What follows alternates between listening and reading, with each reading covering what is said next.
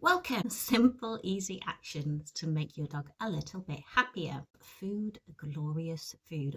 It's certainly one of Colby's favourite subjects, as long as the food is of a high enough calibre to impress him. Now, let me stress right from the start, I am not a qualified veterinary expert or nutritionist or anything like that. I have worked in kennels and I have basic qualifications in animal care, but different dogs have different needs. Elder dogs, puppies, dogs that are working with high energy expenditure. Some dogs will have allergies also.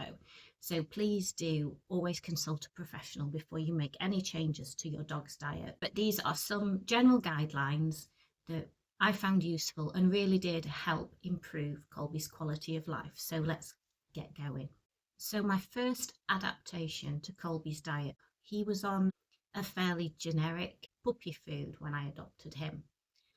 So the first thing that I decided that I could do to help him was to give him the best food that I could possibly afford. Now, it's not always an obvious thing. Just because a food has an expensive price tag does not necessarily mean it's fantastic.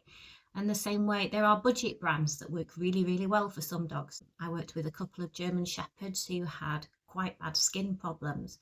And we found that by feeding them the budget brand Chappy dog food, which is still available, I don't know if they've changed the recipe now, it really helped improve their symptoms and they thrived really well on it. Although in a way you get what you pay for, take that with a grain of salt to carry on the culinary theme, because sometimes expensive foods are not that great and sometimes cheap foods can actually be pretty good. So if price is not always the direct indication of the quality of the food, what can you look at?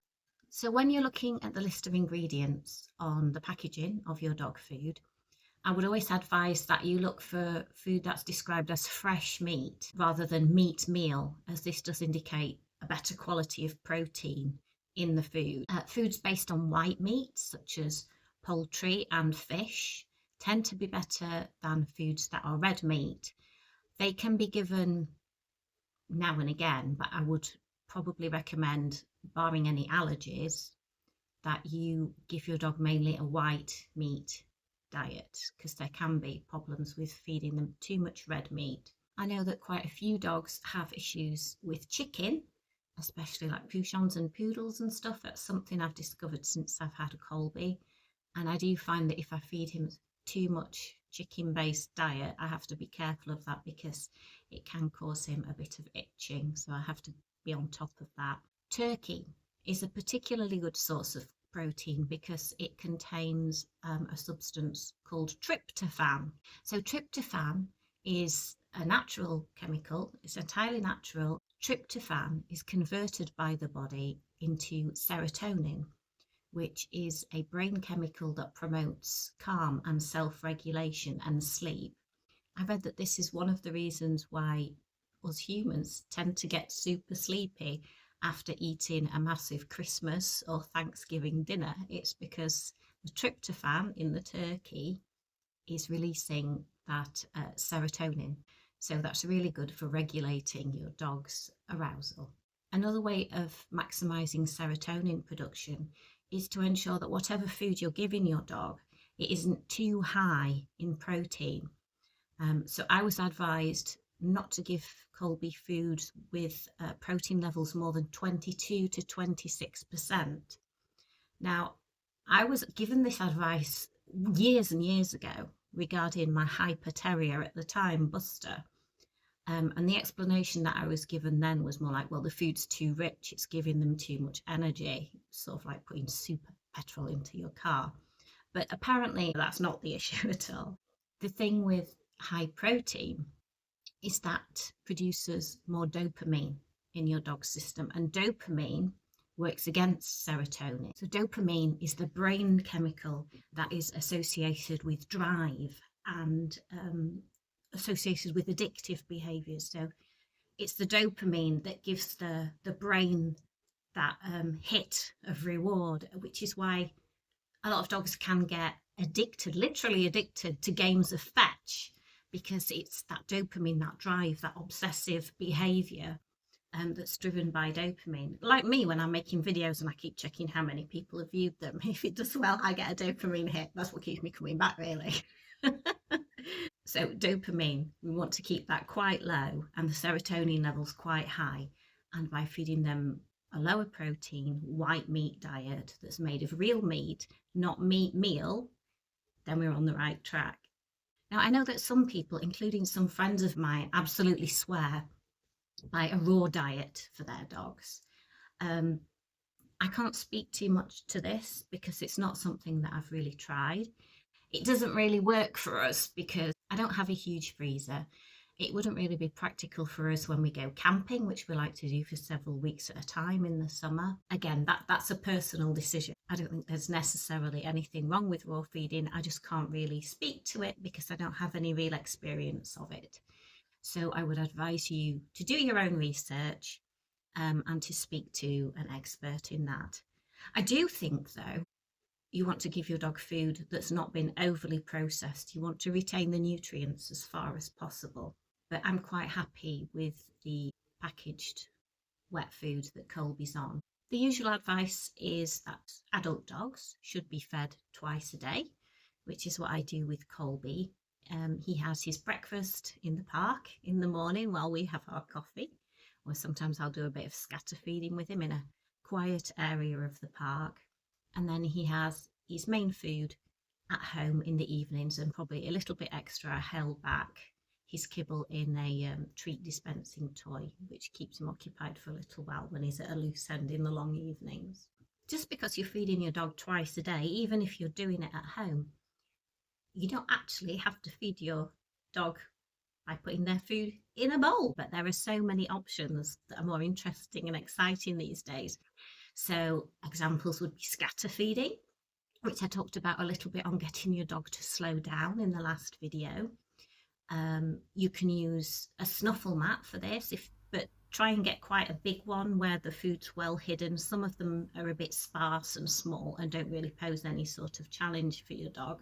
But if you can get outside in the garden or an outside space, grass is nature's snuffle mat. It works brilliantly. There's also licky mats. You can either just spread a moist food on the licky mat for the dog to lick off, or if you want to increase the challenge, you can freeze the licky mat to make it that little bit more difficult. There's also Kong toys, which you can stuff with the food so that the dog has to get it out of there. Another good idea, which works better for dry foods like kibble, although you can moisten the kibble to make it mushy for those techniques we've discussed, is to take kibble or wet food and seal it up in cardboard boxes or wrap it up in newspaper. Now, if you've not done this with your dog before, you can start out really easy and gradually, as they get used to it, increase the difficulty, and they have to tear open the boxes and snuffle through the contents to actually try and get to their food. This is particularly rewarding for dogs like terriers and dachshunds who enjoy sort of digging and nuzzling through and ripping things up, but Colby does really enjoy this as well, and I think most dogs will, given the opportunity. Other options are the towel pretzels, where you scatter the food on a towel, roll it up, but don't just leave it rolled up. You then take the full length of the towel and tie it in knots so that it looks a little bit like a pretzel. I used to do this with Colby quite a bit, but after a little while he figured out that if he chewed holes in the towel he could get the treats out quicker, so we gave that up as a bad job. With all these activities, do supervise your dog carefully because we don't want them swallowing anything they shouldn't be swallowing. Another good option, something that Colby likes, are kibble dispensing toys. The one that Colby has is called an Orby Snoop. I bought it for him ages ago now, and it's one of the things that he still maintains an interest in. So you put the kibble inside and then he has to basically chuck it about to bounce the kibble out, and he still does enjoy using that. So what you might notice if you feed your dog from a bowl is that they take the food out of the bowl and drop it on the floor. Some dogs don't like the fact that the rim, the edge of the bowl, interferes with their vision and that they can't see while they're eating. So they feel more comfortable dropping the food on the floor so that they can eat and see what's going on around them. So if your dog likes to do this, it might be a good idea to feed your dog on a flat plate It might just make them feel a little more comfortable. It is best to avoid exercising your dog immediately after feeding them, especially after a heavy meal. If we're doing a long hike, I do sometimes take Colby a little snack to enjoy halfway round, but they shouldn't really be exercising on a full stomach. It can sometimes lead to a condition called bloat or gastric torsion, where the intestine actually twists, and that can be a very serious, life-threatening condition. It's particularly common in a lot of giant breeds, and there are other dogs that are prone to it. I believe poodles are quite prone to it. So just watch out for that. After a big meal, give them a little time to let the food settle before you do anything too strenuous. Kibble versus wet food. I think a lot of this is down to personal preference, to what your dog prefers and what works best for your situation. If you are going to feed your dog kibble and you can afford it, I would advise that you go for a freeze-dried kibble, as it does seem that that retains its nutrients better than the more traditional baked kibble because it's less heavily processed. But again, if your dog's not interested in eating that, it's not going to work for you. And if that doesn't fit in with your budget, then just do the best you can. That's all that you can do. One of the things that I discovered with Colby is he's quite a fussy eater, as you may have noticed from watching the short where I offer him various different treats that he turns his nose up at. I think he may have been royalty in a former life. We're just trying to get to the bottom of that. Nothing came up in his DNA test to suggest that, but his behaviour, he's like Princess and the Bee. When I adopted him, I tried him on lots of different foods. I think we probably had a subscription at some point to most of the food companies out there. A lot of them were excellent, but they just weren't his cup of tea. A few of them I was a lot less impressed with, including some high value foods. But we finally settled on pooch and mutt wet food. It's the only food that I've found that he will eat consistently.